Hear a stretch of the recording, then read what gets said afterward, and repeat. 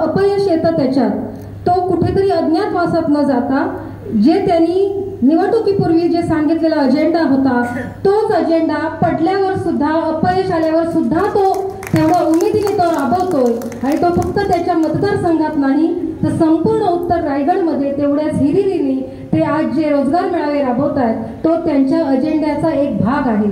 मला असं वाटतं तुम्ही सगळ्याच जे विद्यार्थी आज इथे उभे राहिलेले आहेत, शेतकरी कामगार पक्ष हा मला नाही वाटतं की खूप मोठा जे मोठे मोठे पक्ष आहेत त्यांच्या बरोबरीचा असेल किंवा त्यांच्याकडे खूप मोठे मोठे कार्यकर्ते, खूप मोठे मोठे नेते आहेत. कारण शेतकरी कामगार पक्ष हा नेहमीच प्रवाहाच्या विरोधात उभा राहिलेला पक्ष असल्यामुळे, प्रस्थापितांसाठी लढा देत असलेला पक्ष असल्यामुळे, तळागाळातील माझा शेतकरी, माझा कामगार, माझे विद्यार्थी यांच्याशी निगडीत असलेला पक्ष आहे. आणि तो नेहमीच जे अडलेले नडलेले गरजू आहेत त्यांच्यासाठी उभा राहिलेला पक्ष आहे. आणि अशा पक्षाचा आमचे जे नेते अतुल म्हात्रे ते तुमच्या विद्यार्थ्यांच्या भवितव्याचा विचार करून हे जे मेळावे लावतात.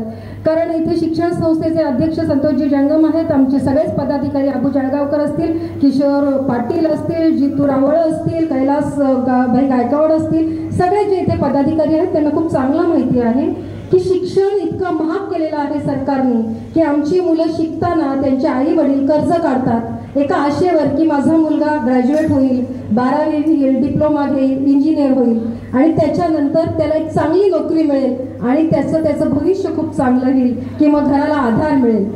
पण जेव्हा ती मुलं शिक्षण घेऊन पूर्ण होऊन घरात बेरोजगार बसतात आणि मग आपल्या सरकारची जी मेहरबानी आहे की ज्यांनी आपल्याला डेटा फ्री दिलेला आहे मोबाईलवर, तो डेटा आपण दिवसभर 24 तास रील बघण्यात आपण आपला वेळ घालवतो आणि आपल्या डोक्यातनं निघून जातो की आई वडिलांनी केलेला खर्च फुकट गेलेला आहे. 3-3, 4-4 वर्ष झाली डिग्र्या घेऊन मुलं घरी बसलेत आणि मग कुठेच नोकरी नाही. मग कुठेतरी कुठल्या तरी एखाद्या ब्ल्यू डार्ट सारख्या ठिकाणी डिलेव्हरी बॉय असेल किंवा कुठेतरी काहीतरी, म्हणजे आज इंजिनियर झालेला मुलगा कुठेतरी अगदी त्याची पात्रता खूप मोठी आहे पण जिथे तो नोकरी पण करू शकत नाही तिथे कुठेतरी पोटाच्या व्यवस्थेसाठी तो जाऊन नोकरी करतो. आणि ह्या सगळ्यावर उत्तर शोधण्यासाठी शेतकरी कामगार पक्ष तुमच्या सगळ्यांच्या पाठीशी ठामपणे उभा आहे. आज खालापूर तालुका हा इंडस्ट्रियल एरिया म्हणून ओळखला जातो आणि तिथे आजही माझे जे युवक आहेत यांचं जर प्रमाण आपण बघितलं तर 50% जास्त युवक हा बेरोजगार घरी बसलेला आहे. जेव्हा आम्ही पक्षाचं काम करत असतो आणि ऑफिसमध्ये बसतो तेव्हा सगळ्यात जास्त प्रश्न कुठले येत असतील तर माझ्या मुलाला नोकरी नाही. किशोरभाई हा सगळ्यात मोठा प्रश्न असतो की मुलांना नोकरी नाही. त्याच्यामुळे म्हात्रे साहेब तुमचं खूप खूप आभार मानेन. किशोर पाटील तुम्हाला खूप धन्यवाद देईन की तुम्ही हा मेळावा आज इथे लावला. आणि मी तुम्हाला आश्वस्त करते किशोरभाईंतर्फे असेल, आमच्या अतुल म्हात्रेंतर्फे असेल, माझ्या शेतकरी कामगार पक्षातर्फे असेल की हा मेळावा इथेच घेऊन आम्ही थांबणार नाही आहोत, ह्याच्यात आम्ही सातत्य ठेवणार आहोत. आणि येत्या काळात आम्ही सातत्याने हे मेळावे, रोजगार मेळावे घेऊन आपल्या इथल्या तालुक्यातल्या 100% युवकांच्या हाताला रोजगार मिळेपर्यंत आम्ही शांत बसणार नाही आणि प्रत्येक मुलाच्या आणि मुलीच्या हाताला काम मिळेल ह्याची काळजी शेतकरी कामगार पक्ष नक्की घेईल. मी तुम्हाला मुलींचं खूप कौतुक करायला मागेन. मगाशी किशोरभाई बोलले की इथे मुलींची संख्या लक्षणीय दिसते.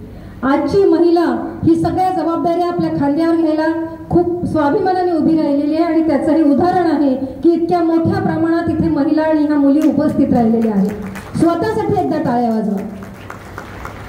आम्ही तुम्हाला सगळ्यांना शुभेच्छा देईन आणि ह्या कंपन्यांना पण रिक्वेस्ट करीन की ह्या आमचे जे इथे सगळे युवक इथे जमा झालेले आहेत त्यांना जास्तीत जास्त कसा रोजगार उपलब्ध करून देता येईल, त्यांना जास्तीत जास्त कसे कुठे तुम्हाला ऍडजस्ट करून नोकरी देता येईल ह्याच्यासाठी नक्की प्रयत्न करा. त्याची संधी उपलब्ध होईल. ज्या लोकांना रोजगाराची संधी नाही मिळाली तरी त्यांना एक इंटरव्ह्यूचा चांगला अनुभव मात्र नक्की मिळेल. कारण इंटरव्ह्यू देण्याचं डेअरिंग येणं हेही महत्त्वाचं असतं. त्याच्यामुळे तुम्हाला ते इंटरव्ह्यूचं डेअरिंग पण इथे नक्कीच मिळेल.